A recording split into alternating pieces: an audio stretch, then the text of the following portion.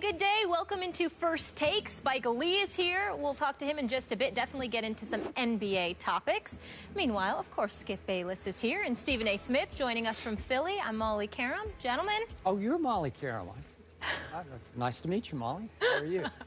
How are you, Stephen A. Smith? Stephen A. What's up? What's up? What's up? Good morning. How y'all doing? Good morning. How y'all doing? Now that it's NBA season again, you just got this new glow about you. I love this. You just look different. You know how I love my basketball. This is your time. Maybe a little bit different, but I still look good. I mean, well, there's no surprise there. I'm here to tell you, you will not like what I'm going to say about basketball to start the show. But here we go. Oh, I know that. Yeah, I know that. I know that the Cavs lost. That means LeBron lost, which means I got to listen. Yeah. Oh, Lord.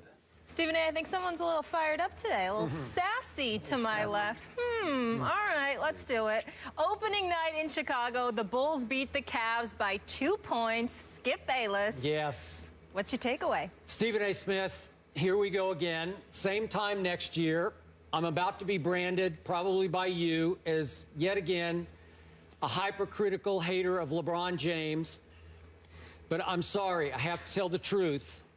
LeBron James, even though it was opening night, he failed to close a game that he should have closed. And I realize it's just game one, so I'm not going to make too big a deal out of this. But LeBron James is being graded by me, and maybe only by me, as the best player on the planet. You told me that all year last year, and I gave it up to you. I said, you're right. He's the best player on the planet. He is now the Vegas betting favorite to win his 5th MVP this year. And just yesterday, as you well know, ESPN.com released its final 10 spots on its 1 through 100 ranking. And as we know, we went back and forth. Kobe was 93rd on this list. Dwayne Wade was 46th on this list. Guess who was revealed yesterday as #1 overall on this list? LeBron James.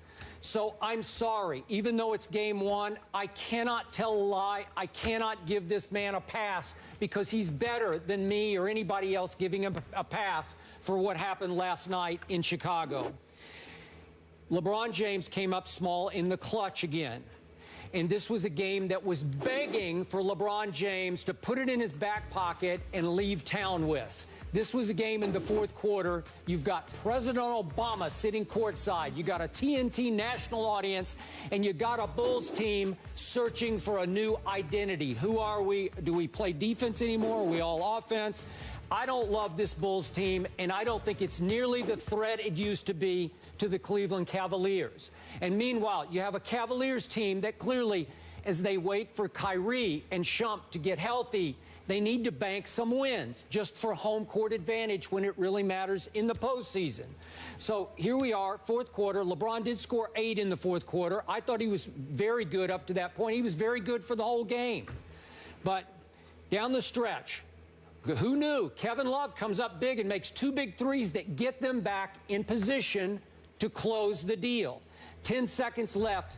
Derrick Rose misses a 3-point shot. All of a sudden, the ball is in LeBron James' hand with the game on the line, down 2.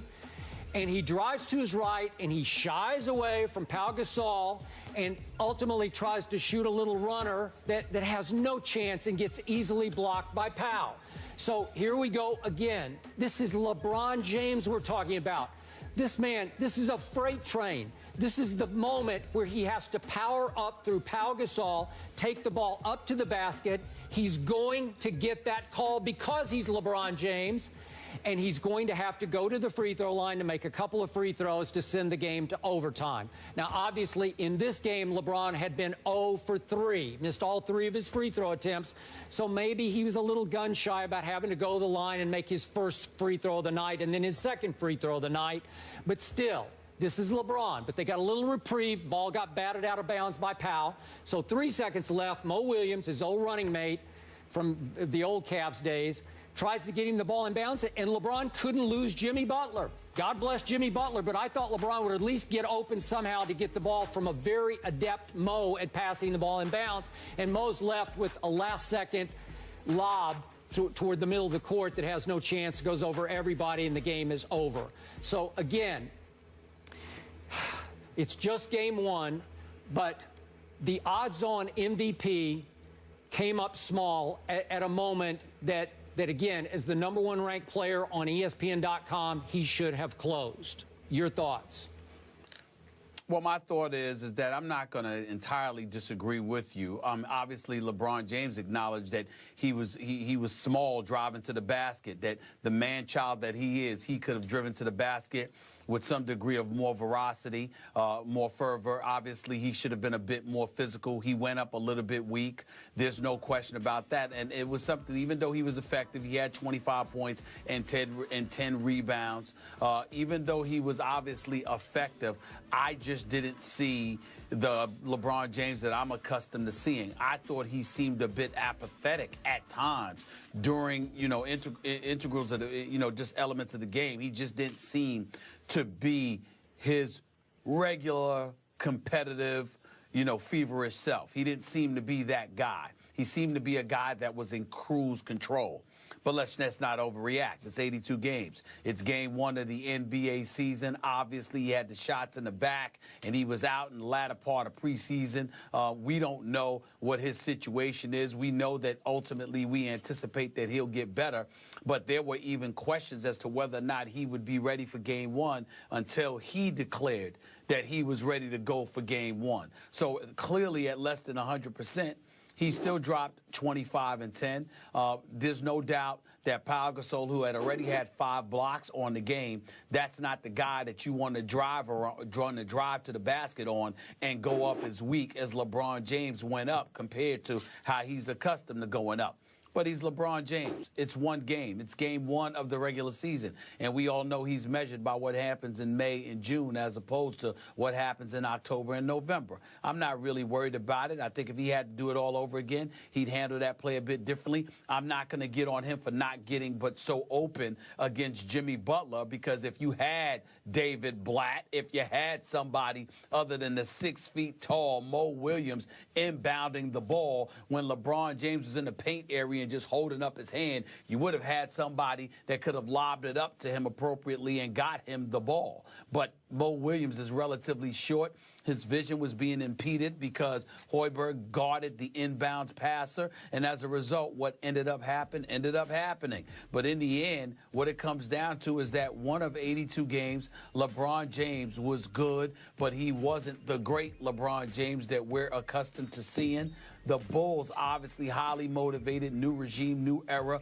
Tom Thibodeau out, Fred Hoiberg in. The players excited about playing ball on the offensive end of the floor. You saw what you saw. Jimmy Butler looked good. Derrick Rose didn't look so great, only shooting 8 of 22 from the field. And don't get me started with what he said in his post game about how he still couldn't see out of his eye. I mean, you just never know with this guy.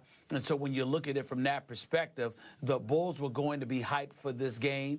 I remember listening to Frank Isola for the New York Daily News on radio talking about how you could guarantee that the Bulls were going to win a game like last night because it's the kind of game that Cleveland would lose going on the road into Chicago with the beginning of a new regime, the crowd hyped, everybody electric, and ultimately it's going to be a tight-fought game, but the outcome was the outcome. No need to overreact, Skip Bayless. Your points are valid. I'm not refuting them. I'm simply pointing out that it's just game 1. It's not something that you're going to be able to say the vast majority of this season. It's the first game of the regular season, and LeBron came in there less than 100%. He should have gone up stronger. He should have been a bit more physical. He should have looked more involved at certain intervals of the game. But it's just game 1 of the regular season. It's no big deal. It's certainly not going to get in the way of Cleveland winning the East. So just pump the brakes and calm down. Okay, I'll pump the brakes because I'm surprised at your take on this. You are agreeing with the sort of the overall premise that LeBron didn't look as locked in as you thought he might look. Absolutely. He didn't play with the tenacity or the fury or the whatever, the drive, the will, like it's a game we got to have. And again, as you well know, he has almost always played good to great in the house that Jordan built. He's basically owned that building that houses the Chicago Bulls. So with our president at courtside, what would you attribute that to last night? Do you think it's just the back? Should we give him a pass because of the back? The numbers are good, as you said, 25 and 10. But let's be clear. I'm not saying give him a pass. I'm simply saying let's not overreact. Nobody plays all 82 games effectively. There are always nights when you think and know you could have and should have done something differently. I think last night, particularly on that final play, or the next to last final play, the penultimate play, I think it's one of those situations where LeBron would, if he could do it over, he would have gone to the basket a bit more aggressively. There's no question about it. All I'm saying to you is let's not overreact. It's LeBron James we're talking about here. It's one game. And the vast majority of the times, he's going to do a better job on a play like that, particularly is when he has any path to the basket, especially against a 7'1" player like Pau Gasol. He would usually go up much, much stronger. He will be that freight train that we're accustomed to seeing. That's correct. I think that back has something to do with it, but I also acknowledge that back or no back, he didn't seem as locked in as we're accustomed to seeing him throughout last night's game. Would you agree? I watched it, he didn't seem that way. Am I overreacting off one night of seeing this Bulls team and saying this team is no longer the threat it used to be? I don't see it any better than maybe fourth in the East, behind, obviously, the Cavs, the Heat, the Bucks, and then the Bulls. Would you agree with that?